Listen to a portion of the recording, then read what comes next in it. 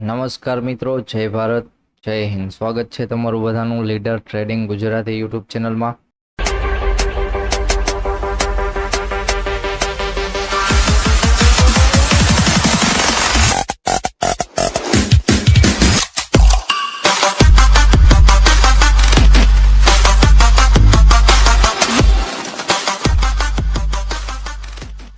તો આજે હતી ક્યાંક 11 જૂન અને આજના દિવસે પણ જોવા જઈએ તો જે કાલના દિવસે મુવમેન્ટ હતી સેમ એવી ના એવી બેંક નિફ્ટી બંનેમાં આજના દિવસે પણ ક્યાંક એવી જ મુવમેન્ટ હતી. કારણ કે કાલના દિવસે પણ માર્કેટ સાઇડવેઝ હોલ્ડ કરતું હતું અને સાઇડવેઝ હોલ્ડ કરીને પછી માર્કેટમાં એક રેઝિસ્ટન્સ ઝોન પાસે આવ્યું અને જ્યાંથી કાલ સેલિંગ આવ્યું હતું સેમ જગ્યાએથી નિફ્ટીમાં આજે પણ સેલિંગ જોવા મળ્યું અને જેટલું સેલિંગ કાલે આવ્યું હતું તો ક્યાંક એટલું જ સેલિંગ જોવા મળ્યું. તો અત્યારે જોવા જઈએ તો માર્કેટમાં નિફ્ટીમાં એક સારી એવી રેન્જમાં ચાલે છે.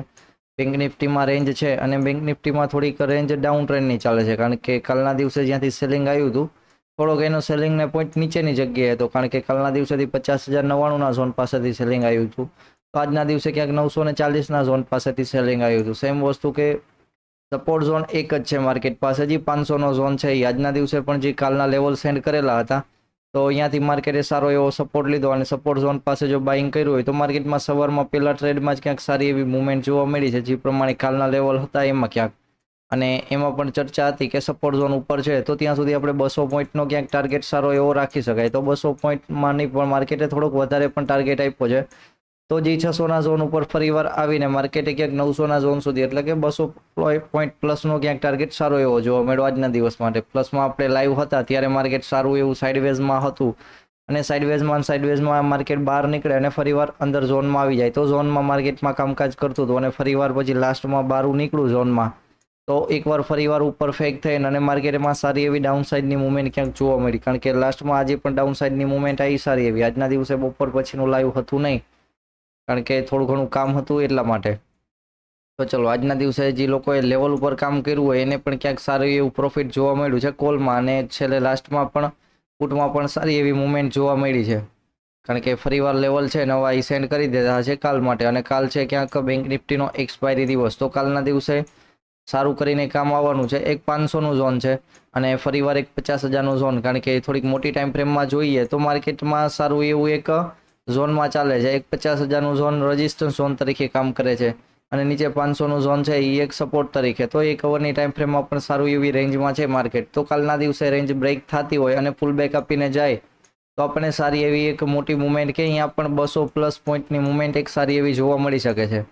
ચલો, અત્યારે તો માર્કેટનું ક્લોઝિંગ આવ્યું છે ક્યાંક 700ના ઝોન પાસે. પ્રી ક્લોઝિંગમાં માર્કેટ થયું છે 700ના ઝોન પાસે. ફરીવાર માર્કેટ સાઇડવેઝ ઓપન થાય છે અને ધીમે ધીમે સપોર્ટ ઝોન પાસે આવે છે અને સપોર્ટ ઝોનમાં બ્રેક કરીને નીચે નીકળે છે તો પછી નીચે 333નું ઝોન છે ડાઉન ટ્રેન્ડ માટે. પણ ફરીવાર થાય છે એવું કે સપોર્ટ ઝોન માર્કેટ સવારમાં પહેલી કેન્ડલમાં બ્રેક તો કરી દે છે અને પાછું માર્કેટ 600ના ઝોન પાસે આવી જાય છે તો પછી માર્કેટમાં અહીંયાથી એક અપ ટ્રેન્ડની મુવમેન્ટ માટે જોઈ શકાય કે જેનો ટાર્ગેટ હોય 50,000 ઝોન અને એના ઉપર 255ના ઝોન માટે. કારણ કે અહીંયા પણ માર્કેટે હોલ્ડ કરીને અપસાઇડ માટે નીકળ્યું ત્યારે મુવમેન્ટ જોવા મળી હતી. તો સેમ વસ્તુ કે ફરીવાર કાલના દિવસે પણ આવી વસ્તુ થાય તો ત્યારે પણ આપણે એક અપસાઇડની મુવમેન્ટ જોવા મળી શકે છે સારી એવી.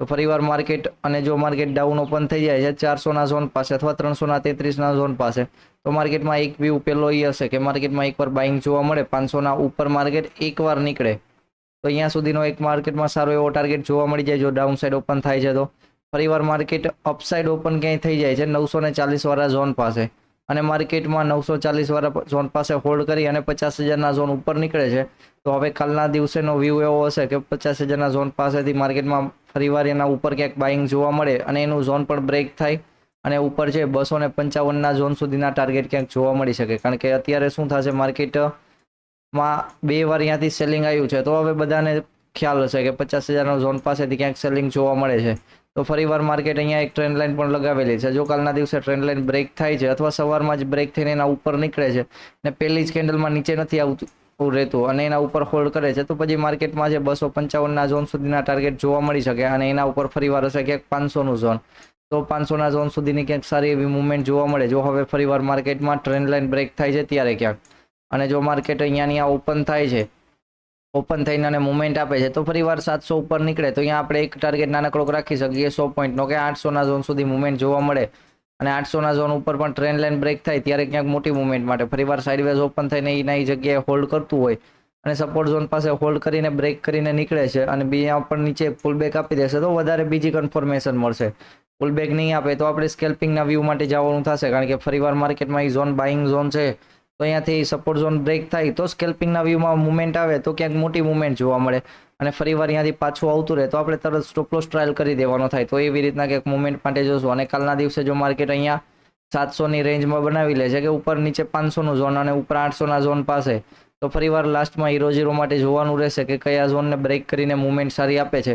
કારણ કે ડાયરેક્ટ મુવમેન્ટ આપે તો પછી એમાં પણ 800નું ઝોન બ્રેક થતું હશે તો 50,000ના ઝોન સુધીનો ટાર્ગેટ રાખી શકાય સારો એવો. કારણ કે 2 દિવસથી આ માર્કેટમાં એ ઝોનમાં સેલિંગ આવે છે તો હવે ગમે ત્યારે 50,000નો ઝોન બ્રેક થઈ શકે. તો કાલના દિવસે એવા વ્યૂ સાથે જ કામ કરવાનું થાય. અને ફરીવાર જો 500નો ઝોન બ્રેક થઈ જાય છે તો પછી ડાઉન સાઇડના વ્યૂ માટે પણ જોઈ શકાય કે અહીંયા પણ નીચે 300નું ઝોન છે તો 200 પોઈન્ટનો ટાર્ગેટ અહીંયા પણ જોવા મળી શકે જો કાલના દિવસે માર્કેટ ક્યાંય આખો દિવસ સાઇડવેઝના ઝોનમાં રહી જાય છે ત્યારે ક્યાંક. ચલો આવી રીતના ક્યાંક બેંક નિફ્ટીનો વ્યૂ છે, ચર્ચા કરી લઈએ નિફ્ટીના વ્યૂ માટે. નિફ્ટીમાં પણ જોવા જઈએ તો અત્યારે એક ડબલ ટોપ જેવી સિચ્યુએશનમાં આવ્યું છે માર્કેટ સારી એવી, કારણ કે 2 વાર એ ઝોન પાસે સેલિંગ આવ્યું હતું તો માર્કેટ ફરીવાર એ ઝોનને બ્રેક કરશે ત્યારે ક્યાંક સારી એવી મુવમેન્ટ જોવા મળશે. કારણ કે નીચે એમાં પણ એક 220 વાળા ઝોન પાસે એક સારો એવો સપોર્ટ ઝોન છે અને ઉપર છે 393 એટલે કે 400ના ઝોન પાસે સારો એવો એક રેઝિસ્ટન્સ ઝોન છે. 400ના ઝોન ઉપર ડાયરેક્ટ માર્કેટમાં 500નું ઝોન પણ છે જે જોવા મળી શકે છે. ફરીવાર અહીંયા રેઝિસ્ટન્સ ઝોન ડ્રો કરવું હોય તો એક રેઝિસ્ટન્સ ઝોન ડ્રો કરી શકો છો, પણ હવે માર્કેટ બ્રેક કરશે તો અહીંયા ઉપર ડાયરેક્ટ માર્કેટમાં 580 સુધીની પણ મુવમેન્ટ સારી એવી જોવા મળી શકે છે. ફરીવાર માર્કેટ સાઇડવેઝ ઓપન થાય છે, ફરીવાર 300ના ઝોન ઉપર નીકળે તો એના ઉપર 370નો જે આજના દિવસે પણ ટાર્ગેટ રાખેલો હતો માર્કેટમાં અને લાઈવમાં પણ ચર્ચા હતી કે જ્યાં સુધી 290 ઉપર છે લાસ્ટમાં અહીંયા સુધીમાં 377નો ટાર્ગેટ એક જોવા મળી શકે એમ છે. તો આજે પણ માર્કેટે સારો એવો એક ટાર્ગેટ જોવા મળ્યો કે એ 377 પોઈન્ટના ઝોન પાસે હતો. 377ના ઝોન પાસે અહીંયા ક્યાંકનો ટાર્ગેટ જોવા મળ્યો અને અહીંયાથી જ માર્કેટમાં સેલિંગ જોવા મળ્યું. તો ફરીવાર કાલના દિવસે માર્કેટ 300ના ઝોન ઉપર નીકળે તો અહીંયા પણ એક 77 પોઈન્ટનો પેલો ટાર્ગેટ જોવા મળી શકે અને ફરીવાર અહીંયા પર રેઝિસ્ટન્સ ઝોન પણ બ્રેક થાય છે તો એના ઉપર ક્યાંક 480નું લેવલ પણ સારું એવું જોવા મળી શકે, કારણ કે 480 અને 500 એ બધું એક જ લેવલ છે ક્યાંક. અને જો માર્કેટ ડાઉન સાઇડમાં નીકળે છે 220ના ઝોન નીચે તો અહીંયા નાનકડો એક ટાર્ગેટ છે 151ના ઝોન પાસે, એ માર્કેટમાં એક સપોર્ટ ઝોન તરીકે કામ કરી શકે છે. પણ જો સપોર્ટ ઝોન પણ બ્રેક થાય છે તો એના નીચે મોટી મુવમેન્ટ આવી શકે છે કે 980ના લેવલ સુધી મુવમેન્ટ જોવા મળી શકે છે.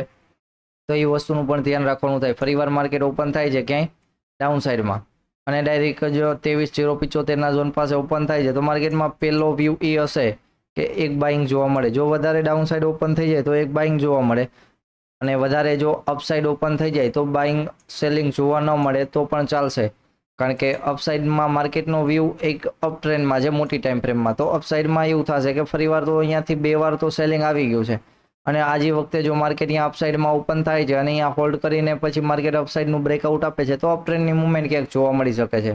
તો એ વસ્તુનું પણ ધ્યાન રાખજો. અને ફરીવાર એ ઝોન પાસે આવીને પુલ બેક આપીને જાય છે તો પણ અહીંયા સારી એવી અપ ટ્રેન્ડની મુવમેન્ટ જોવા મળી શકે. તો ત્યારે એવો વ્યૂ નહીં રાખવાનો કે માર્કેટ આટલું બધું ગેપ અપ ઓપન થઈ ગયું છે, કારણ કે 2 વાર તો મુવમેન્ટ આપી દીધી છે તો ત્રીજી વારની આશા થોડીક ઓછી હોય છે.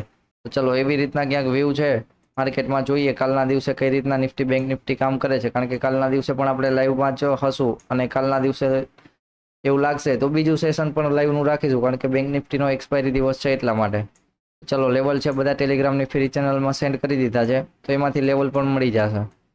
જય ભારત, જૈન મિત્રો, મળીએ કાલના દિવસે લાઈવ વિડીયોમાં.